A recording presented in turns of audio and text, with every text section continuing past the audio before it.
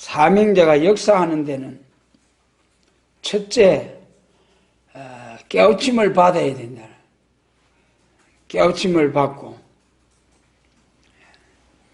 강의에서는 하나님은 때가 급한 시점을 만날 때에, 사정을 만날 때에 잠든 자를 강건으로 깨워서 준비하도록 하는 것이다. 때가 급한 사정을 만날 때에 깊이 잠든 자를 깨우쳐서 준비하도록 하는 역사가 있다. 2절에서 내가 무엇을 보느냐 그러셨죠. 참 본다는 것이 중요해요. 우리 사람의 인격도 보는 대로 듣는 대로 마음에 담겨져 가지고 그것이 입으로 나와 가지고 말하는 대로 그 사람의 인격이 드러나지 않습니까? 정말 무엇을 보고 무엇을 들어서 생각을 하는, 무슨 생각을 하느냐 참 중요하죠. 그래서 본문 2절에서 네가 무엇을 보느냐, 1절과 같이 발딱 깨어 일어나 가지고 보는 것이 무엇이냐.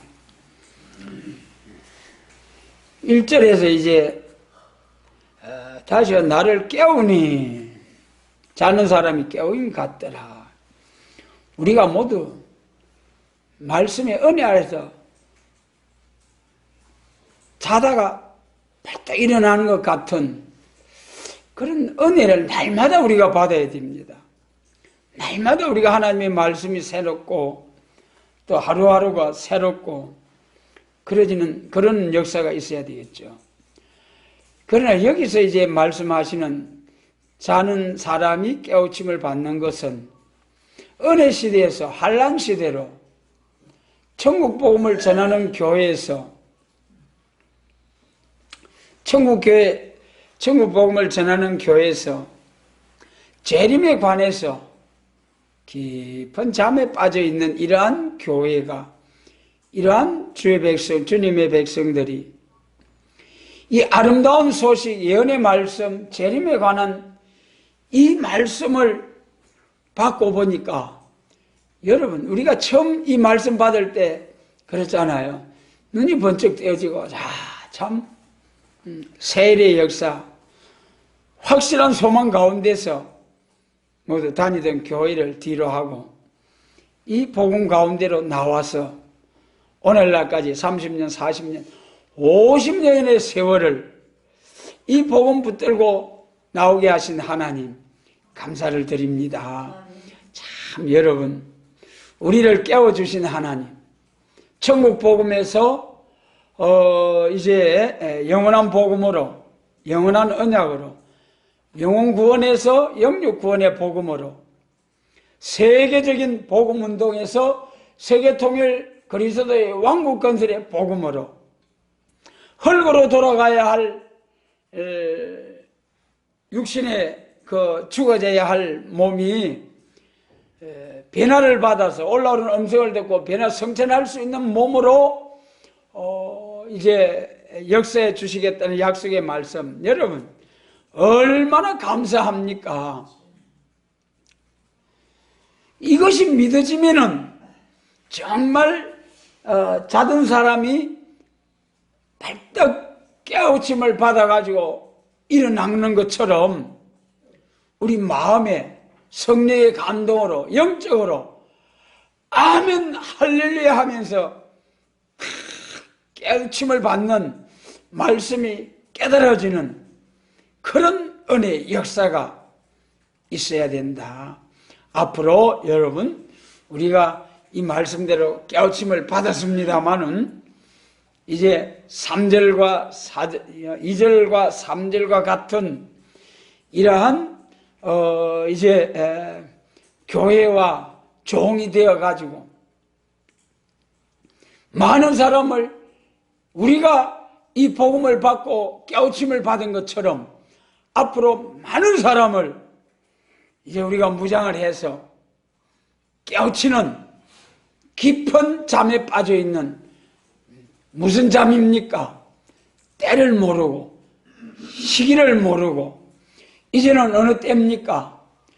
은혜 시대에서 초림주로 오신 주님을 전가하는 교회에서 영광 중에 다시 오실 주님을 영접해야 할 이러한 사명으로 발전해야 될 이러한 시기에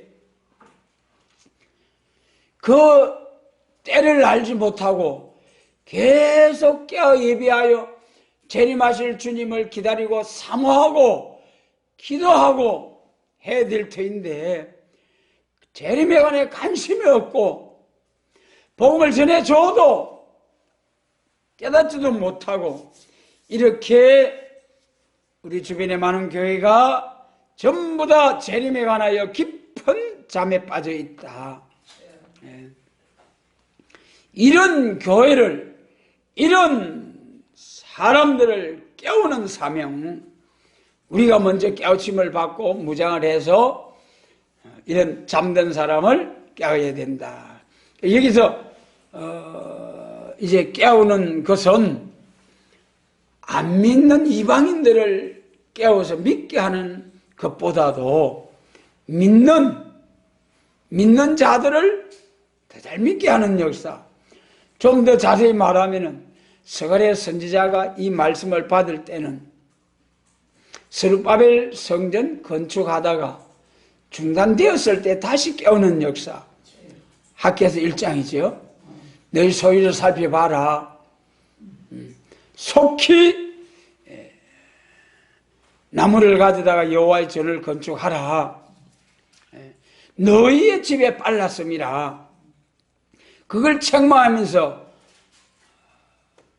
깨울 때에, 그때 총독 스룹바벨, 제사장 여호수아, 남은 백성이 각성을 받고 격동을 받고 다시 일어나서 딱 스룹바벨 성전을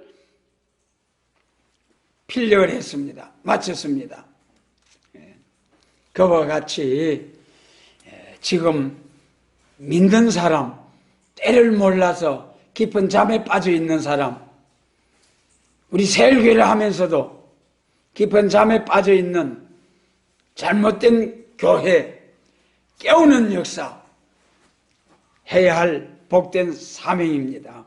그러면은 이 먼저 깨우침을 받아가지고 딱 눈을 떠보니까 보이는 것이 있는데 무엇을 봤습니까? 첫째로 순금등대를 보았다.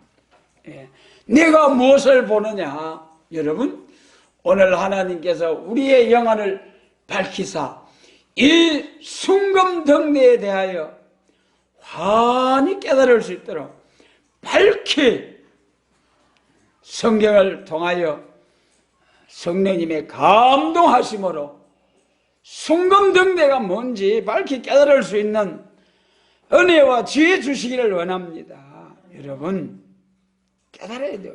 이 순금등대가 뭔지 바로 깨달아야 돼요.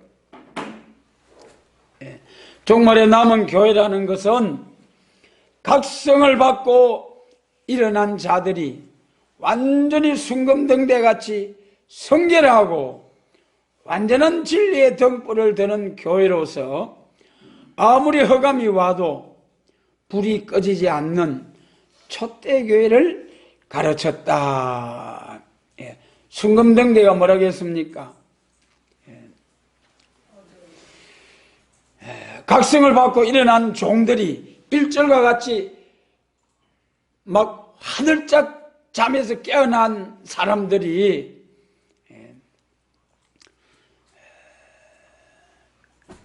우리 성도들이 각성받고 일어나가지고 순금등대 같은 것이 뭐냐? 성결하고 완전한 진리의 등불을 드는 교회가 순금등대다. 어떤 것이라고요? 첫째는 성결하고 완전한 진리의 등불, 말씀을 밝히는 교회로서. 그 다음에 한 가지 더, 아무리 흑암이 와도 불이 꺼지지 아니하는 촛대교회. 계시록 1장 20절이죠. 예수님 재림하실 주님에 관해서 쭉 말씀을 나타내 주시고 재림하실 주님이 7배를 붙잡고 7검 촛대 사이에 다니시던 예수님, 그 7벨과 검 촛대가 무엇이냐를 가르쳐 주신 것이 계시록 1장 20절. 7벨은 교회의 사자요 7검 촛대는 7교회니라. 그래서 계시록 2장과 3장에서 7교회를 쭉 말씀하셨죠. 그래서 순금등대는 교회다. 교회는 교회인데 어떤 교회냐? 완전한 진리의 등불을 드는 교회예요. 완전히 성결하고 조금도 흠과 티가 없는, 여러분, 오늘날까지 사도행전 2장 이후에 2000여 년의 세월 동안 많은 교회가 쭉 이어져 내려왔습니다마는 순금등대와 같은, 물론 어둠을 밝히는 빛의 사명한 교회는 오늘날 많은 다른 교회나 우리 세일교회나 다 같이 빛의 사명을 해 내려온 거죠. 그런데 빛의 차이가 있잖아요. 오늘날까지는 요한복음 1장에 생명의 빛을 전해온 교회. 그러나 이제 재림 주님을 영접할 교회는, 재림의 주님을 영접할 교회는 생명의 빛을 받은 교회로서 또 한 번 말씀의 빛을 바라는, 말씀의 빛을 바라는 그런 교회로 발전해야 된다는 거죠. 그래서 이 생명의 빛을 전가하는 교회는 물론 물로 씻어 흠과 티가 없도록 거룩한 영광스러운 교회로 세운다고 에베소서 5장에서 말씀하셨습니다만은 한 점 흠없는 교회는 하나도 없어요, 오늘날까지. 그러나 앞으로 예수님 재림하실 때는 완전한 교회, 순금등대와 같은 교회. 여러분, 순금등대, 순금이라는 게 금과 철과 차이점. 금은 오랜 세월, 아무리 오랜 세월 흙 속에 묻혀가지고 이제 있어도 그대로 보존이 되는 거예요. 그러나 철이라는 것은 철 같은 이 쇠붙이는 어떻습니까? 그냥 쇠붙이는 흙 속에 파묻히고 오랜 세월이 가면은 그냥 삭아서 녹아 없어져 버리는 거예요. 그래서 순금등대, 정금 같은 믿음, 금보다 귀한 믿음은 참보배 되도다. 정금 같은 믿음. 그런데 여기는 순금등대라. 등대. 이 등대가 등잔대죠. 출애굽기에서 광야교회에서 이 성전 장막 성전의 그 기구들을 성전 안에 등대, 떡상, 향로 이것이 있었는데 그 정금 등대를 만들었잖아요. 그 순금 등대입니다. 그 순금 한 달란트를 가지고 7가지를 쭉 올라가야 돼. 거기서 불을 밝히는 역사. 여러분, 그것이 정금등대였어요. 순금등대. 그런데 출애굽기에서 그 순금등대에 관한 말씀을 보면은 순금등대에 불을 밝히는데 언제부터 불 밝히라고 했습니까? 저녁부터 아침까지. 이게 중요한 거예요. 여러분, 우리 기독교의 낮과 밤, 그리고 아침부터 저녁까지, 저녁부터 아침까지, 이 기독교가 구분이 되는 거죠. 우리 예수님도 초림과 재림.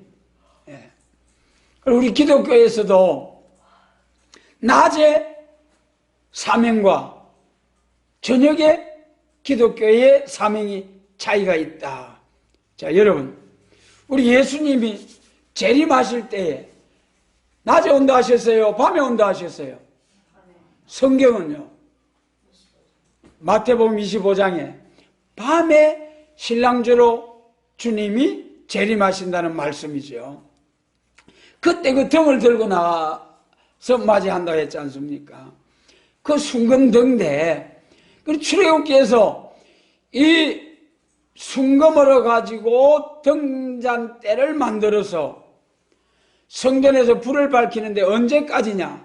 저녁부터 아침까지 제단에서 심하는 제사장의 사명, 등불을 밝히는 사명이다. 이것이 우리 신약시대에 주시는 교훈,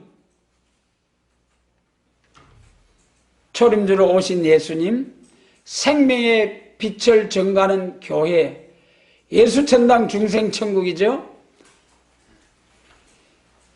사도행전 2장 2000년 전에나 지금이나 오늘 현실의 많은 교회들이나 다 똑같이 베드로 사도께서 성령 받아가지고 딱 복음을 전한 그대로 오늘날까지 전하는 거지 않습니까? 그런데 재림하실 때는 우리 주님께서 사도 요한을 통하여 내가 올 때까지 머물게 할지라도 무슨 상관이냐, 머물러 둔 사명, 부하너기의 사명, 우리의 아들 레자의 사명, 이 밤에 오시는 재림하실 주님은 밤에 오신다. 그 밤이 무슨 밤이냐, 여러분. 오늘날 24시간 낮과 밤이 아니고요. 여러분, 이 24시간 낮과 밤 같으면 정금등대 하나 만들어 놓고 불 밝혀 놓고 저녁마다 기다리면 재림주 영접하겠습니까? 이 낮과 밤이 뭐냐? 낮은 초림주로 오신 예수님, 생명의 빛을 증거할 때에 은혜 시대가 낮이고, 그 다음에 재림하실 때에 밤에 오신다는 말씀과 같이 예수님 재림하시는 날은 미혹의 허감시대다. 미혹의 허감시대. 그래서 계시록 9장에서 해와 공기를 어둡게 하는 온 세상이 캄캄함이 만민을 가르는 미혹의 허감시대가 온다. 여러분, 기독교 종말에 선과 악의 최후의 싸움, 심판이 있는 때지요. 예수님 재림하실 때는 온 세상이 캄캄한 흑암 아래 처한다는 해와 공기를 어둡게 하는 미혹의 흑암. 이러한 흑암 시대가 올 때에, 밤이 올 때에, 캄캄함이 만민을 가리울 때에, 그때에 순금등대, 저녁부터 아침까지 성전에서 등불을 밝히는 제사장의 사명, 할렐루야! 여러분, 우리가 이 비밀을 바로 알고 저녁부터 아침까지 성전에서 불을 밝힐 때에 정금등대가 필요했다. 그래서 2절에서 순금등대가 있는데 1절에서 번뜩 깨어나가지고 순금등대를 봤다는 거예요. 오늘 여러분, 우리 한국교회가 이 스가랴 4장의 말씀처럼 모두가 깨어나서 순금등대를 바라볼 수 있게 되시길 바랍니다. 이 순금등대를 보지 못하면은 한기총에서 오늘날 우리 한국교회 각성운동가 깨우는 역사가 있습니다만은 엄청 귀한 일이죠. 교회만 깨우는 것이 아니라 이 사회주의 공산주의로 가고 있는 이 정권을 향해서 깊은 잠에 빠져있던 교회와 백성들을 깨우는 일에 정말 귀한 일을 하고 있는 거죠. 그러나 여러분, 백성을 깨우고 각성을 주되 무엇을 보고 있습니까? 지금은 공산주의 안 된다, 사회주의 안 된다, 반대한다. 그리고 싸우는 거예요, 여러분. 계시록 13장에서 공산주의를 뭘로 나타냈습니까? 짐승 두 마리. 계시록 13장 1절에서는 바다에서 올라오는 짐승, 사자, 표범, 곰과 같은 공산당이죠. 사람이 짐승같이 생겼는데 표범같이, 곰같이, 사자같이 생겼다는 짐승 정권이에요. 공산주의는 짐승입니다. 하나님이 없다고 하는 무신론 짐승이에요. 자기들이 말한 대로 고등동물이에요. 동물의 세계는 어떻습니까? 힘으로, 양육강식, 힘으로 지배하는 세계입니다. 그래서 여러분, 우리 한국 교회가 깨어나고 백성들이 깨어나서 싸우려고 하지만은 지금 미혹의 허감과 또 저 북방 짐승 정권의 힘의 세력에 의해서 여러분, 구약 종말에 유다가 바벨론에 의해서 망했잖아요. 오늘날 이 바벨론과 같은 종말의 북방 세력에 의해서 여러분, 절대로 북방 세력 바벨론을 이기지 못합니다. 이 북방 세력을 이길 수 있는 것은 말씀의 빛이요 철장의 권세. 철장 권세. 예. 말씀의 빛으로만이 미혹의 허감을 물리칠 것이요, 저 사회주의 공산주의를 향하여 이 나라를 끌고 가고 있는 이 친중 친북 이러한 세력들에게서 이 나라를 지키고 이 백성과 교회를 지킬 수 있는 것은 말씀의 빛이요 순금등대와 같은 교회가 나옴으로써 비로소 이 한국 교회와 이 나라를 지킬 수 있는 것입니다. 그래서 여러분, 오늘날 한국 교회 각성운동이 일어나고 이 백성들에게 각성운동이 일어나지만은 저 짐승의 세력을 때려잡기 위해서는 힘으로서 강한 모습을 보여줘야 비로소 물러나지, 절대로 물러나지 않는다. 절대로 물러나지 않는다. 그래서 청와대에서 끌어내리고 또 뭐 한다고 하는 것 같이 해야 된 당위성은 있지만은, 하려고 노력은 하겠지만은 할 수 없다. 절대로 공산주의와 싸워, 공산사상과 싸워 승리할 수 있는 길은 말씀의 빛이요 세일의 말씀, 철장의 권세 일 뿐입니다. 그래서 여러분, 1절에도 영안이 잘 열려서 순금등대를 봤는데, 영안이 열린 사람들도 우리 성경에 많이 볼 수 있잖아요.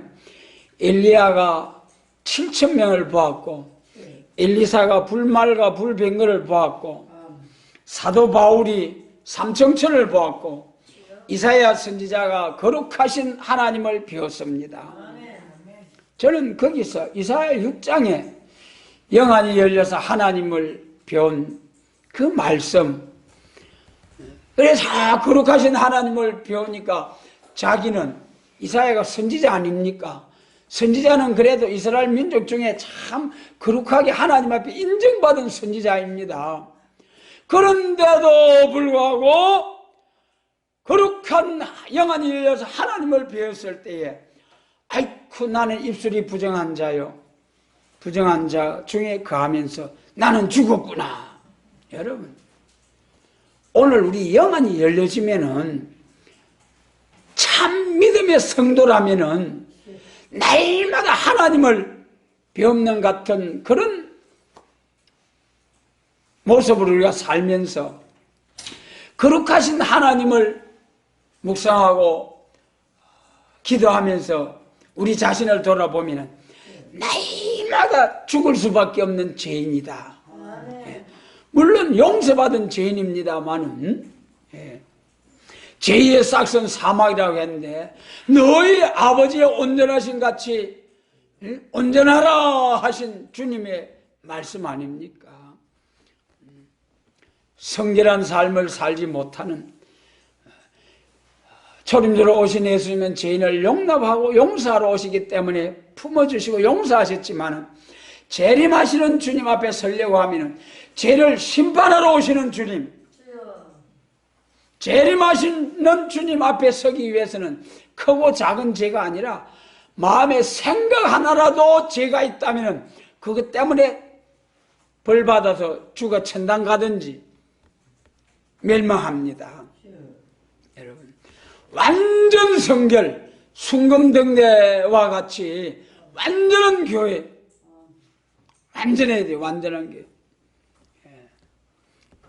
그래서 이제 참 오늘날 우리 사명국가로 세계민족 중에 선지의 국가를 이루어서 세계교회 통일, 세계 통일, 새하늘과 새 땅 에덴 동산이 회복된 예수님의 그리스도의 천년 왕국 건설을 위한 이 사명국가로 쓰시려고 예비한 동방의 이 사명국가, 저 창세기 9장에서 셈의 장막, 이사야 선지자를 통해서 동방 땅끝 해돋는 편에서 바다에서부터 동방 땅끝 산에서부터 이러한 말씀대로 기록된 말씀대로 나타난 예언의 말씀, 여러분 앞으로 순금등대가 되기까지 우리가 교회가 새로워지고 우리가 성결함을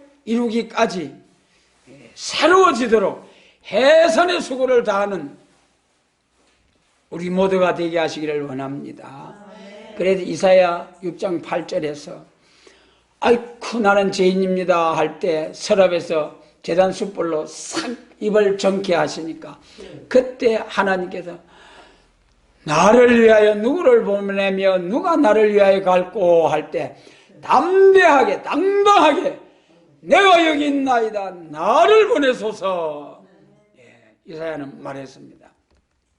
오늘 우리의 영안이 열려서 하나님의 거룩하심과 우리가 하나님 앞에 참으로 성결한 삶을 살지 못하는 우리의 부족함을 깨닫고 해선의 수고를 다해서 완전 성결, 완전 성결한 거룩한 성도와 거룩한 가정, 거룩한 재단, 정금등대, 순금등대와 같은 해를 입은 여자와 같은 교회로 세움을 받을 수 있도록 복 주시기를 원합니다. 그 다음에 3절에서는 그래 교회는 2절에서는 순금등대 교회를 받고 3절에서는 감람나무를 받아요. 감람나무. 여러분 성경에서는 포도나무, 무화과나무, 감람나무 있지요. 감람나무. 여러분 여러 말씀이 있습니다만은 요엘서 1장 7절 땅에서 한 이족이 올라와가지고 이상한 족속이 올라와가지고 포도나무와 무화과나무를 껍질을 벗겨서 하얗게 말라 죽게 만드는 이러한 계시를 보았습니다. 요엘 선지자에게 여러분 바로 깨달을 수 있는 지혜 주시기를 원합니다. 예수님 재림하시는 날에는 교회를 포도나무와 무화과나무와 같은 교회를 가만히 세워놓고 바짝 말라서 죽여버린다는 거예요. 오늘날까지 저 북방 짐승 세력들이 교회를 어떻게 파괴했습니까? 완전히 교회를 파괴하고 중국 저놈들 하나님이 심판을 자초합니다. 여러분 교회를 폭파시켜버려. 여러분 세상에. 무신론 짐승 정권 아래서 교회가 이렇게 파멸을 당했습니다.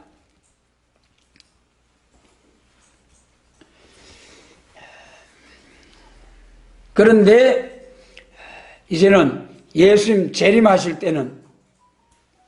때는 감람나무 종들이 나와가지고, 감람나무와 같은 종들이 나와가지고 건세 역사로서 북방 세력을 인간에 의한 무력으로서 북진 통일, 세계 통일, 교회 통일이 아니라 하나님의 건세 역사로만이 북진 통일도 할 것이요, 세계 교회 통일도 할 것이요, 세계 통일도 할 것이다. 그러면 이 인간들이 만들어 놓은 엄청난 무기, 이 무력들은 뭐 할 때 쓰느냐? 이건 악인을 심판할 때, 중동전쟁과 아마겟돈 전쟁할 때, 악인들을 심판할 때에 이 엄청난 무기를 쓰는 거죠. 그러나 하나님은 이 감람나무, 포도나무와 무화과나무는 하얗게 말라 죽는다. 오늘날까지 저 북방 짐승 정권 아래 교회는 파괴함을 당했습니다. 교회가. 그러나 예수님 재림하실 때에 우리 요일서가 전체 제목 열국 심판이죠. 예, 심판, 열국 심판. 열국을, 세상을 심판하는 그때는 교회를 가만히 세워놓고 바싹 말라 죽인다는 거예요. 그것이 뭐냐? 요일서 1장에 보니까 땅에서 한 이족이 올랐다. 이상한 족속이 올랐다. 바빌론 세력이죠. 그것이 계시록 6장에서 청생말. 이야, 이것이 생명 살려주는 것인지, 황색, 노랗게 말라서 죽어지는 것인지, 사는 것이 죽는 것이 분별이 안 되는 거예요. 붉은 말과 검정 말. 그 다음에 좀 더 발전된 모습으로 계시록 13장 11절에서 새끼양같이 두 뿔이고 영체는 말하더라. 이야, 새끼양 뭡니까? 우리 예수님이죠. 보라, 세상죄를 지고 하는 하나님의 어린 양이로다. 그 예수님이신데, 이 새끼양은 이상하대. 뿔이 달렸죠. 또 입에서 말을 하는데, 용의 말을 하죠. 여러분, 이거 분별이 안 되는 거예요. 이거 말이죠. 기독교의 미혹의 허감. 계시록과 선지서가 아니면 절대로 미혹의 허감을 분별할 수 없는 시대가 온다는 거죠. 예. 그래서 저 북방 세력이 오늘날 정치적으로 사회주의, 경제적으로 평등 사회, 또 이제 여러 가지 좋은 말은 다 갖다 쓰는 거예요. 지금 공산주의가. 왜 그렇습니까? 공산주의가 강교하게 성경을 표절해다가 공산주의를 만들었거든요. 예.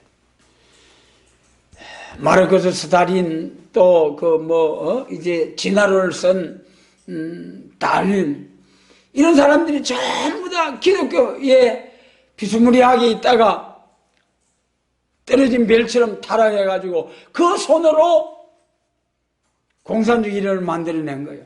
그리고 공산주의가 전부 다 기독교를 뺏겨가지고 공산주의 만든 거예요. 공산주의 사상이. 여러분, 우리 기독교의 역사의 발전이 뭡니까? 에덴 동산에서부터, 양심시대에서부터 쭉 나와 율법시대, 은혜시대, 양심시대, 언약시대, 율법시대, 은혜시대 쭉 이렇게 발전해가지고 나중에 천년안식시대 거쳐서 은혜시대, 환란시대, 천년안식시대 거쳐서 무궁안식시대 쭉 발전 진보해 나가잖아요. 근데 공산주의자들은 어떻게 발전합니까?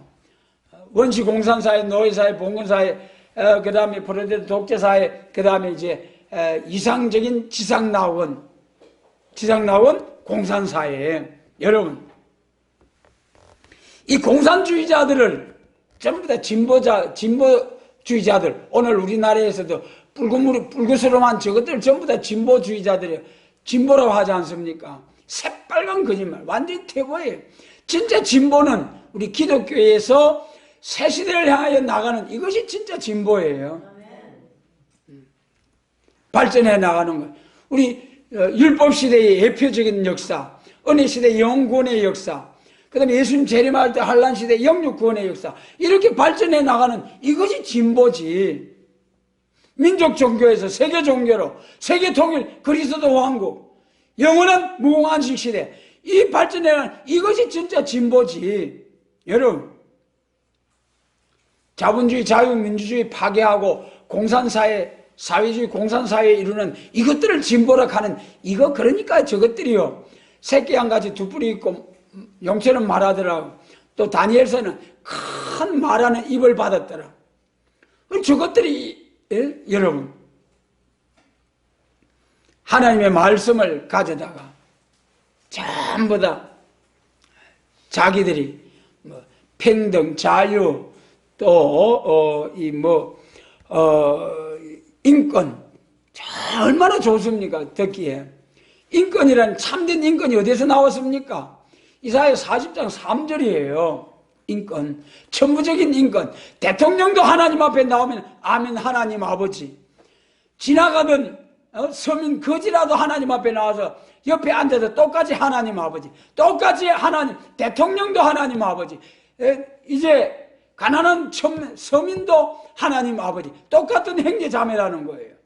이것이 천부적인 인권, 하나님 앞에 다 같이 평등하던 인권입니다. 예.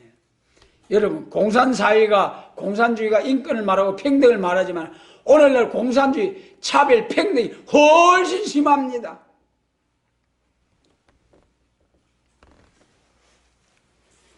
그래서 이 감람나무는 기독교 종말에, 그래도 이 여기 감람나무가 있는데 3절에서 그 주벌 우편에 있고 하나는 그 좌편에 있더라.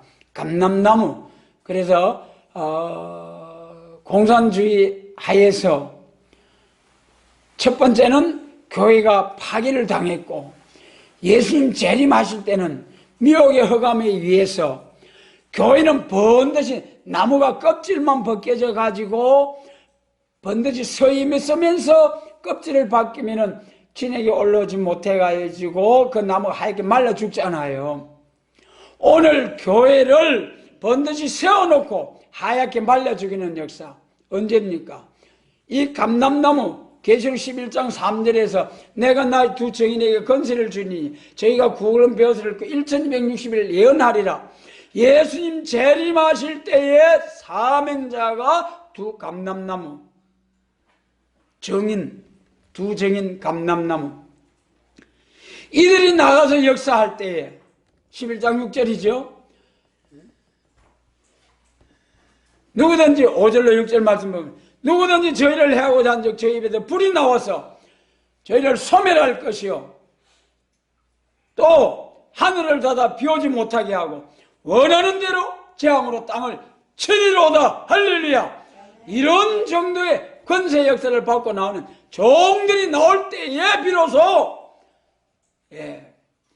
공산사상, 공산주의 사상적으로도 승리할 것이요 사상난지 해결도 예언의 말씀, 정치난지 해결도 예언의 말씀, 경제난지 해결도 예언의 말씀, 예언의 말씀으로만이 모든 난제를 싹 해결하고 싹 정리하고 하나님이 보호하사 우리나라 만세, 세계민족 중에 하나님 자라는 사상적으로 세계민족을 지도하는 선지국가.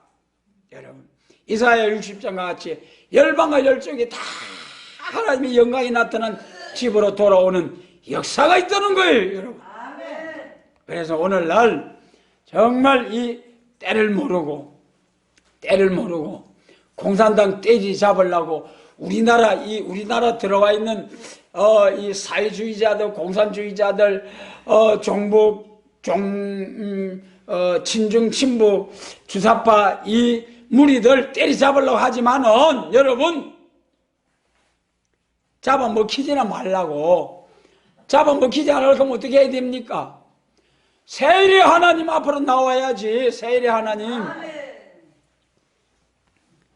이사야 11장 4절에서 입술의 기운으로 아기를 심판하고 죽여버리는, 계시록 11장 5절로 6절에서 누구든지 저희를 해하고자 하면 저희를 죽일 터이고 심판해 버릴 수 있는 이러한 시대 사람, 철장의 건세를 받고 나오는 이러한 사람들이 나와야만이 비로소 우리나라, 정말 우리나라 문제는 해결됩니다.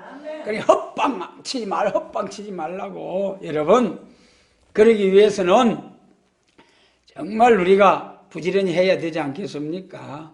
참 저렇게 나라를 바로 세우기 위해서 한국 교회를 깨우고 노상에서 추운데 하나님 바라보고 부르짖는 저 사람들 좀 우리가 바른 길로 어서속히 인도해야 하지 않겠습니까?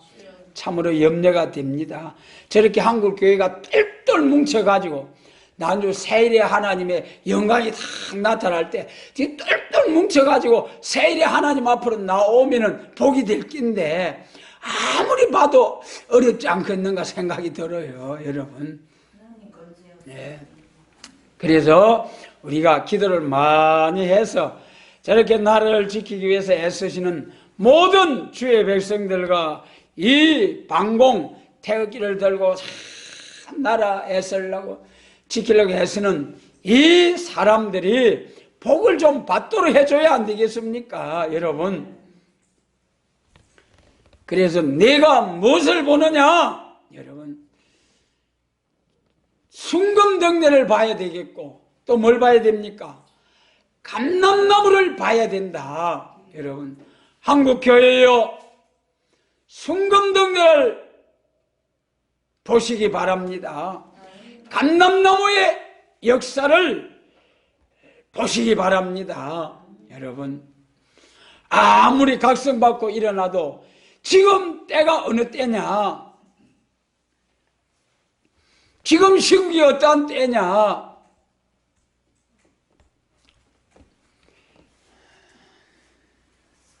에레미야 선지자는 말했습니다. 철새들도 때를 알거만은 내 백성은 알지 못하는도다. 이사야 42장에서도 주님이 오셔서 십자가 지고 성천하셔서 우리의 신앙의 대상이 주실 것과 또 성천하신 후에 사도들을 통해서 이방의 빛이 되는 이제 민족 종교에서 세계적인 종교로 확장될 것과 그 다음에 뭐가 나온댔습니까? 보라, 전에 언한 일이 이미 이루었느니라. 다 같이 합니다. 이제 내가 새 일을 구하노라. 할렐루야. 심판날의 역사, 이 하나님의 3대 역사를 분별하지 못하는 교회와 종들을 향하여 하나님은 말씀하십니다. 이사야 42장 18절에서 소경이 누구냐, 기머거리가 누구냐, 내 사랑하는 종이 아니냐. 여러분, 하나님 탄식하십니다. 하나님의 3대 역사, 세계적인 복음확장이 되어 난 후에는 반드시 사도행전 1장에 예수님이 성전하시면서도 마지막 당부하신 말씀, 딱 끝까지 이르는 내 정인이 되어라. 그러면 올라가심을 본 그대로 오시리라. 여러분, 예루살렘에서 시작한 복음이 동서남북 세계를 한 바퀴 돌아서 온 세상에 천국 복음이 전파되었습니다. 이제는 깨어 예배하여 때를 따라 양식을 나누는 마태복음 24장에 그 교회와 같이 때를 따라 양식을 나누는 이러한 종과 교회들이 되어서 주님 재림하시는 그날에 주인의 집을 맡아 다스리는 그런 영광에 들어갈 수 있도록 주님이 축복해 주시기를 원합니다. 아멘. 그래서 마무리 정리하자면은 내가 스가랴 4장 제목이 사명자의 역사라고 그랬죠. 여러분 천국 복음 가지고는 이 역사 할 수 없어요. 그래도 자든 잠에도 번뜩 깨어가지고 순금등대를 봐야 된다.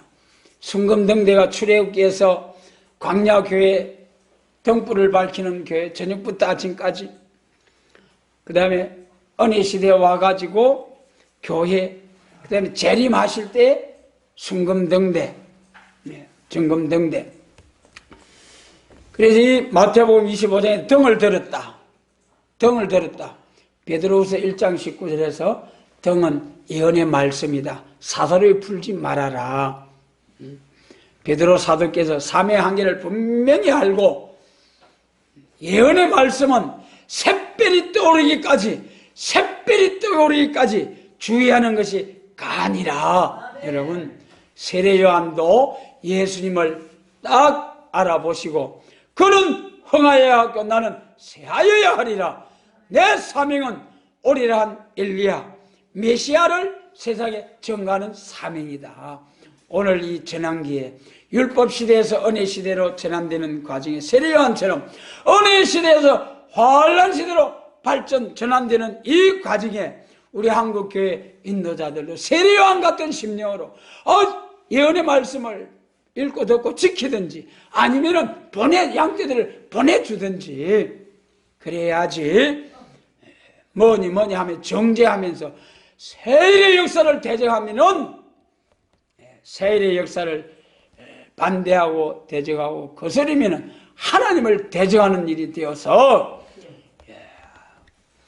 재림하시는 그날에 영광 중에 주님을 만나는 영접하는 신부가 되기보다는 오히려 내가 너를 도무지 알지 못하노라 하면서 주님으로부터 버림을 당할 수 있다는 말씀이죠.